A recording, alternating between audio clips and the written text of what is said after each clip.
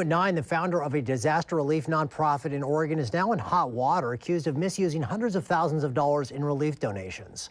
The Attorney General's office filed a lawsuit yesterday suing Marcus Brooks, the founder and director of the Cascade Relief Team.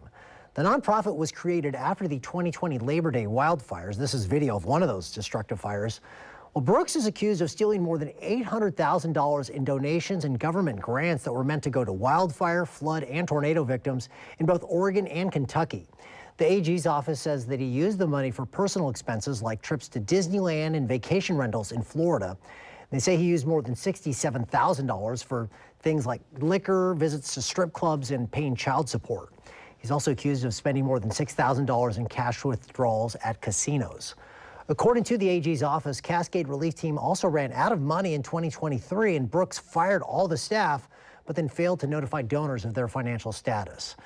The AG is now suing Brooks to repay all the donations that were, quote, diverted or wasted.